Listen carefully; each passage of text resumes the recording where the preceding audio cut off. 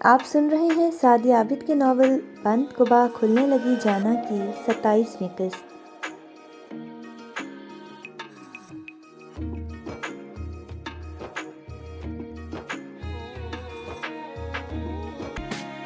تو مجھے اس کی سائیڈ لینے پر مجبور کرتا ہے۔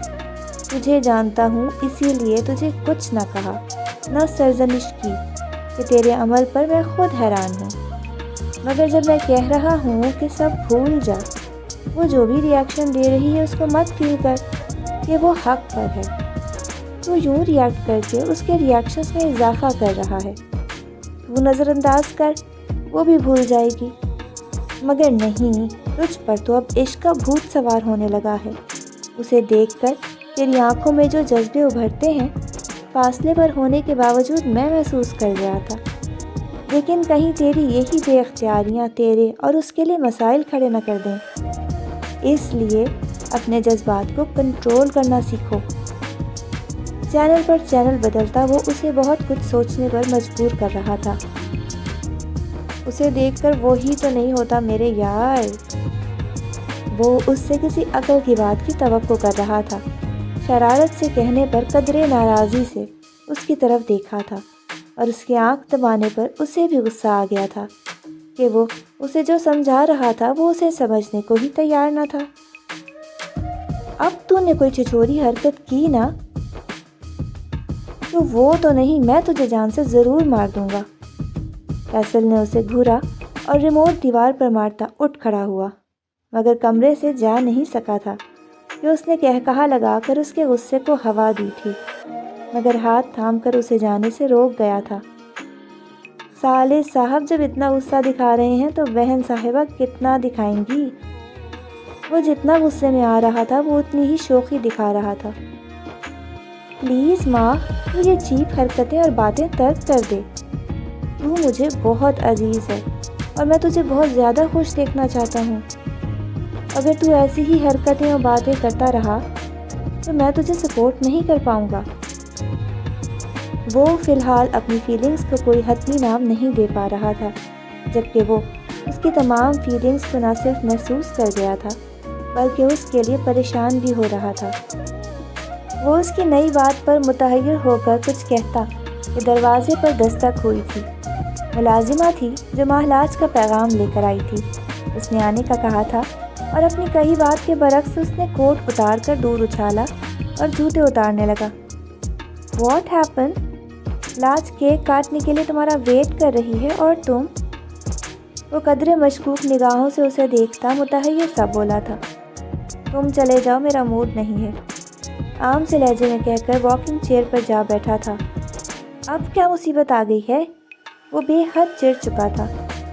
مصیبت تو آئی ہوئی ہے، اسی لیے میرا یہاں رہنا ہی ٹھیک ہے کہ اس مصیبت کو گلے لگانا مجھے ضرور اچھا لگے گا، مگر نہ وہ مصیبت میرے گلے لگنے کو تیار ہوگی اور نہ ہی یہ تجھ سے برداشت ہوگا۔ وہ معنی خیزی سے بول رہا تھا۔ اب تو نے بکواس کی تو مجھ سے برا کوئی نہیں ہوگا، وہ گرا کر بولا تھا۔ اس نے کنکھیوں سے اس کا سرخ چہرہ دیکھا تھا۔ تجھے مجھ پر بھروسہ نہیں ہے؟ تجھے یقین ہے کہ میں ضرور کوئی الٹی حرکت کروں گا تو میں نہیں جاتا۔ اس کے باوجود کہ اس محفل کا حصہ بننے کو میرا دل شدتوں سے تیار و بے قرار ہے، جس محفل کو اس کی آمد نے ہی 4 چاند لگا دیے ہیں۔ اس نے جذباتی انداز میں کہہ کر بے چارگی سے ٹھنڈی آہ بھری تھی۔ میں نے ایسا کچھ نہیں کہا کہ تجھ پر تو خود سے زیادہ بھروسہ ہے، اور تجھ پر میرا یقین اتنی سی بات پر نہیں ٹوٹ سکتا۔ اس نے ناگواری سے گھورا اور کمرے سے نکل گیا، اور وہ جو اس کو ستانے کے لیے فضول باتیں کر گیا تھا، اس کے ناراض ہو کر چلے جانے سے اس کی ساری شرارت و شوخی ہوا ہو گئی۔ وہ اٹھا، پیر میں لیدر کی انگوٹھے والی خوبصورت اسٹائلش چپل ڈالی اور شرٹ کے کف فولڈ کرتا لان میں آ گیا۔ نظر دوڑائی تو وہ اسے سمیرا کے ساتھ کھڑا نظر آ گیا۔ اوہو، تو بھابھی کی یاد ستانے لگی تھی تو صاف کہتا، مجھ پر غصہ کر کے ناراضی کا بہانہ کر کے کیوں چلا آیا؟ ماہ کنان کی آنکھیں اپنی شرارت پر متبسم تھیں۔ فیصل نے اسے گھورا تھا اور سمیرا، وہ تو بری طرح جھینپ گئی تھی۔ السلام علیکم بھابھی، کیسی ہیں آپ؟ وہ فیصل کو آنکھ مارتا سرخ پڑتی سمیرہ کی جانب متوجہ ہوا تھا اور نہایت ادب و شائستگی سے سلام کر کے اس کی خیریت دریافت کی تھی۔ اس نے نہایت دھیمی آواز میں جواب دے کر اپنی خیریت بتائی تھی۔ بھابھی، آپ کو اتنا خوبصورت اور پیارا نظر نہیں آنا چاہیے تھا کہ اس کا میرے پاس دل ہی نہیں لگا۔ آپ کی خوبصورتی اور پیار کی کشش میں یہ کھینچا چلا آیا۔ وہ اسے احترام بھری نگاہوں سے دیکھتا شرارت پر آمادہ تھا۔ وہ شرم و حیا سے سرخ پڑ گئی تھی۔ فیصل نے اس کے حسین چہرے اور لرزتی پلکوں کو دیکھا اور ایک دھپ اس کی پشت پر رسید کی تھی۔ زیادہ بکواس نہ کر، مسکرا کر اسے ڈپٹا تھا۔ اس کا موڈ بحال دیکھ کر وہ مطمئن سا مسکرا دیا تھا۔ بھابھی ہی نہیں، تو بھی بہت اچھا لگ رہا ہے۔ اس نے فیصل کا جائزہ لیا تھا۔ بلیک 3 پیس میں اس کا دراز قد اور گوری رنگت اور تیکھے نین نقش والا چہرہ نمایاں تھا۔ وہ اس کے انداز پر مسکرا دیا۔ وہ سہرش وغیرہ کی طرف بڑھ گئی تھی۔ تو اتنے رف حلیے میں پارٹی میں آ گیا؟ اس کا جائزہ لیا تھا۔ اوہوں، کیا برا لگ رہا ہوں۔ اشارے سے ویٹر کو بلا کر کولڈ ڈرنک کے گلاس اٹھائے تھے۔ ایک گلاس اس کی طرف بڑھا کر خود سپ لینے لگا تھا۔ نہیں، تو ہر حال میں اچھا لگتا ہے۔ تھوڑا حیران ہوں کہ مجھے نہیں یاد کہ تو نے اس طرح ڈریس اپ ہو کر کبھی کوئی پارٹی اٹینڈ کی ہوگی۔ وہ سچائی سے کہہ رہا تھا کہ بلیک ڈریس پینٹ پر وائٹ شرٹ کی آستین فولڈ کیے وہ انفارمل ڈریسنگ میں بھی کافی ڈیشنگ لگ رہا تھا کہ وہ تھا ہی مردانہ وجاہت کا شاہکار۔ یار، فارمیلٹیز بہت نبھانی تھیں، اس لیے انفارمل ڈریس اپ ہو کر آ گیا۔ تو بتا تو لگا لوں اس مصیبت کو گلے۔ وہ پھر پٹری سے اتر رہا تھا اور نگاہ فاصلے پر نان اسٹاپ بولتی حنین پر جا ٹھہری تھی۔ فیصل نے ایک گہرا سانس لیا تھا۔ اس کی چونکہ اپنی جانب غیر توجہی محسوس کر چکا تھا، اس لیے کچھ نہیں بولا تھا کہ وہ اس کی توجہ کے تمام ارتکاز حنین کی جانب محسوس کر چکا تھا۔ حسین سے سراپے والی وہ دلکش حسینہ کسی بات پر ہنسی تھی۔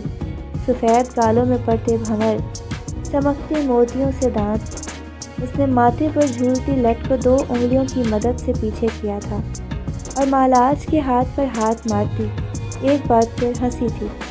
وہ بے خود سا اس پر نگاہ جمائے ہوئے تھا، جس نے ہوا سے اڑتے فیروزی آنچل کو پکڑ کر شانوں پر صحیح سے برابر کیا تھا، اور اب وہ ہرنی سی چال چلتی ان سب کے ساتھ آگے بڑھ گئی تھی۔